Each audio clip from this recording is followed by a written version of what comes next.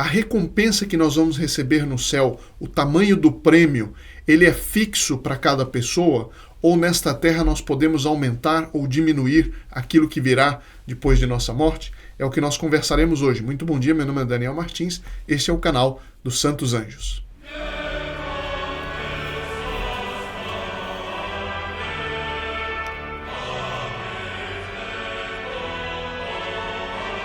Salve Maria, muito bom dia a todos que nos acompanham, um grande abraço a todos que estão fazendo a Quaresma de São Miguel. É uma ocasião de realmente muitas graças, de muitos favores e de união especial com São Miguel Arcanjo e com o nosso anjo da guarda. E é por isso que nós estamos, durante esse período da Quaresma de São Miguel, tratando a respeito da penitência, a respeito do pecado, a respeito do mérito. E hoje nós vamos ver como que nós podemos, se nós podemos, aumentar o nosso prêmio no céu, ou se ele é uma coisa fixa. Eu apenas queria lembrar que todos os membros do Grupo Apóstolo dos Santos Anjos terão seus nomes levados para o Santuário de São Miguel no norte da França, o Mont Saint-Michel, um dos principais santuários de São Miguel no mundo. E se você quiser, você que é membro do Grupo Apóstolo dos Santos Anjos, você pode colocar suas intenções através do link que está na descrição do vídeo. Não adianta colocar nos comentários, é preciso colocar nesse link. O link vai direcionar para um formulário que tem o nosso site, e dentro desse formulário aí nós vamos pegar as intenções, imprimi-las e levá-las para o santuário que fica ali nesse monte belíssimo e tão abençoado por São Miguel, o Mont Saint-Michel. Bom, a respeito dos méritos, eu estou sempre usando aqui o livro O Pecado e Suas Consequências, do grande cardeal Manning, um cardeal inglês do fim do século XIX. Ele faz várias meditações durante a Quaresma e, por isso, são meditações muito próprias para esse período da Quaresma de São Miguel, que vai até o dia 29 de setembro. Bom, e a pergunta é a seguinte: nós temos condições de aumentar o nosso prêmio no céu? Ou cada homem cada um tem sua vocação, cada um tem sua missão nesta terra, e por isso a recompensa ela é fixa, né, para nós. Então, por exemplo, um sacerdote terá uma recompensa de sacerdote, etc. E a resposta é a seguinte: evidentemente que cada um tem sua vocação, cada um tem sua missão, e a glória no céu está ligada, em parte, à vocação que a pessoa tem. Mas, em grande medida, está ligada aos méritos que a pessoa adquire nesta vida. É por isso que esta vida é tão importante, apesar de ser curta diante da eternidade, ela tem uma importância gigantesca, porque a eternidade vai ser definida por aquilo que eu fiz nesta vida. E veja, não é só fazer no sentido de produzir, não é isso. É o que nós vamos ver aqui, é a quantidade e o tamanho dos méritos que eu adquiro. Vamos aprofundar um pouco essa noção de mérito, porque existe o mérito para o bem e o mérito para o mal. No texto do cardeal Manning, ele vai explicar o seguinte: entenda o que significa mérito. A palavra mérito significa merecimento, né? Ele vai dizer aqui: a doutrina da Igreja Católica é a seguinte: nenhuma criatura pode merecer no sentido de reivindicar das mãos do seu Criador, Redentor e Juiz, por qualquer direito próprio, qualquer coisa que seja na natureza ou na graça. Ou seja, nós não temos o direito de reivindicar nada de Deus. Ele diz: expulsem de suas mentes para sempre toda sombra de mal entendido sobre isso. O mérito não significa que a criatura possa desafiar e exigir de Deus o dom ou a posse de qualquer coisa. Não. Então a palavra mérito ela é usada no seguinte sentido: é que toda ação boa tem um merecimento. Merecimento no seguinte sentido: é que quando nós temos a graça de Deus, toda ação boa está ligada a um prêmio, por graça de Deus, certo? Não é porque a criatura pode reivindicar, mas que Deus nos deu isso. A pessoa que está na graça de Deus, ou seja, que ela não está em estado de pecado mortal, ela foi batizada e não está em estado de pecado mortal. Essa é a pessoa que está na graça de Deus. A importância do batismo. Sem o batismo não existe a graça de Deus dentro de nós, não existe a presença da Santíssima Trindade dentro de nós. Fé, esperança e caridade existem vem junto com a graça de Deus. A importância do batismo e a importância de permanecermos na graça de Deus e confessarmos caso tenhamos tido a infelicidade de cair no pecado mortal. Mas ele vai aprofundar um pouco mais aqui. Ele disse, assim também uma ação má tem um mérito, ou seja, ela merece, ela tem uma deformidade que será seguida de uma punição. Então, pela graça de Deus, a ação boa, ela está ligada necessariamente a um merecimento, a um prêmio. Né? Repito, não pelo mérito humano, mas pelo mérito da graça existente em nós. Bom, e a ação má, ela também está ligada a uma deformidade da nossa alma e está ligada a um castigo, ligada a uma punição. Portanto, é uma palavra totalmente diferente em si mesma e deriva seu significado para o bem ou para o mal, né, dependendo do contexto. Então, mérito significa a conexão ou a ligação que existe entre certas ações feitas em graça e certos prêmios, e essa conexão ou ligação é constituída soberana e gratuitamente pela promessa e pela graça de Deus. Assim, todo homem que pratica atos de fé, de caridade, de abnegação ou de piedade receberá uma recompensa tanto nesta vida quanto na próxima, de acordo com essas ações.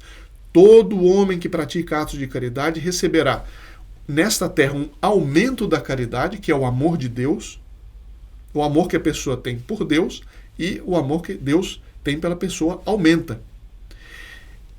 E receberá um aumento da vida da graça na alma. E no futuro, como define o Concílio de Florença, a glória dos bem-aventurados será proporcional à medida de sua caridade na terra. Se nós, por boas obras, por méritos, aumentamos a nossa caridade nesta vida, o nosso grau de amor de Deus, a nossa recompensa no céu será muito maior. E aí vem uma pergunta. Então quer dizer que se eu não tiver o grau de amor que Deus espera de mim nesta terra, e portanto o grau, a quantidade de boas obras que eu faço, e eu ainda assim, no final da vida, me confesso, vou para o céu, e quer dizer então que eu vou ser infeliz no céu porque eu não terei o mesmo grau? Ele diz, não, quem explica isso é Santa Teresinha do Menino Jesus. Ele diz, existe um copo, se a gente pegar um copo pequeno e um copo grande, encher os dois de água até a borda, qual dos copos está mais cheio? Diz, não, ambos estão completamente cheios, não podem receber mais. Por que o copo menor vai ter menos água, apesar de estar cheio? É porque ele tem menos capacidade de receber a água. Assim também no céu, aliás, na terra, nós podemos aumentar a nossa capacidade de, no céu, na eternidade, termos ainda mais recompensa, mais felicidade, né? E por assim dizer, uma posição maior no céu. Todos estarão completamente felizes, mas na capacidade. E essa capacidade de receber o prêmio, receber a felicidade no céu, nós construímos nesta terra, correspondendo à graça de Deus, pelo número de nossas boas obras e, sobretudo, pelo grau de amor que nós colocamos nessas boas obras. São Luís Grignon de Montfort, ele explica que Nossa Senhora, quando ela fiava, quando ela costurava para o menino de Jesus, ela, naquele gesto, ela dava mais glória a Deus do que todos os anjos e todos os santos juntos. Por quê? Porque ela tinha um grau de amor naquilo que ela fazia, que estava acima dos anjos e dos santos.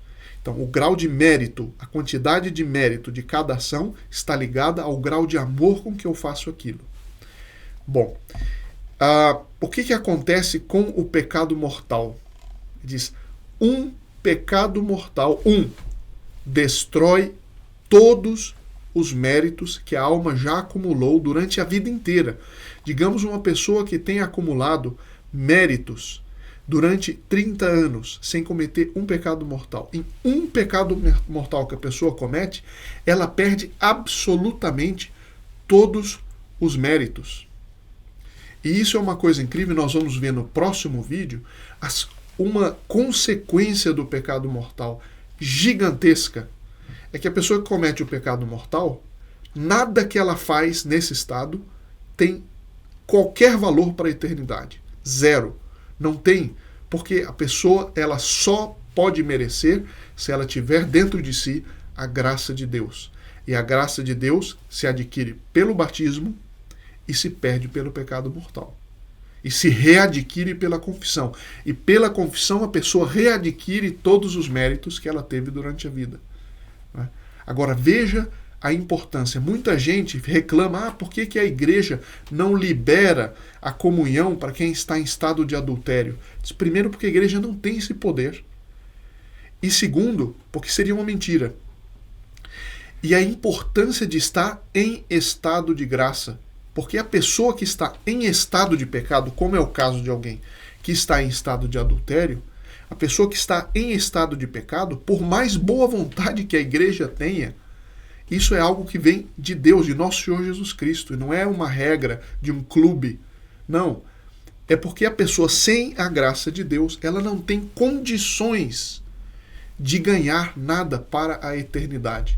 E é por isso ela está em estado de inimizade com Deus, por isso que ela não pode receber a comunhão. Porque há uma contradição.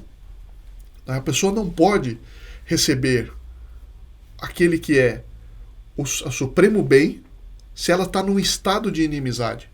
E vai ser um sacrilégio. Por isso a pessoa que comunga estando em estado de pecado mortal, a pessoa ela comete um sacrilégio. Ela está colocando duas coisas que não vão juntas. A inimizade com Deus e a presença de Deus. Então, duas coisas que não vão juntas. E é por isso que a Santa Igreja tem essas regras todas e muita gente não compreende, acha que é, como eu disse, uma regra de um clube. Se eu sigo a regra, eu posso, se não sigo a regra, eu não posso. Não é simplesmente isso. Isso está ligado a uma verdade muito profunda, revelada por Deus. Revelada por Deus. E para terminar, eu vejo aqui, vamos ver esse trechinho. Sem dúvida, disse Judas, em sua infância, adolescência e juventude, talvez tenha sido tão fiel à luz de sua consciência quanto um de nós. Ele deixou sua família e tudo o que tinha para seguir seu mestre, Judas Iscariotes. Sem dúvida, havia em seu coração lutas, aspirações, orações e desejos de seguir os passos de seu divino Senhor, mas o pecado de cobiça se infiltrou nele. Ele carregou a bolsa e o que foi colocado nela, o dinheiro, né? E Satanás o tentou, e então entrou nele e ele vendeu o seu mestre. Então Judas, que tinha deixado tudo para seguir a Nosso Senhor, ele permitiu que o pecado entrasse nele, ele cometeu pecados, não quis se arrepender, não quis pedir perdão a Nossa Senhora, vendeu o Nosso Senhor, depois disso não quis se arrepender, ele podia ter se arrependido, se ele pedisse perdão a Nossa Senhora teria perdoá-lo, o teria perdoado, e não, ele desesperou. Então ele perdeu o que talvez ele tivesse acumulado de méritos durante muitos anos. Por isso São Paulo disse de si mesmo, guardo o meu corpo e o reduzo à servidão, para, tendo eu anunciado o evangelho a outros, não venha eu mesmo a ser um náufrago. Aí as traduções variam, mas esse é o sentido. E o profeta Ezequiel diz, quando o justo se desviar da justiça que praticou e cometer iniquidade, na iniquidade que praticou, no pecado que cometeu, morrerá. Pecado mortal, né? E sua justiça não será mais lembrada.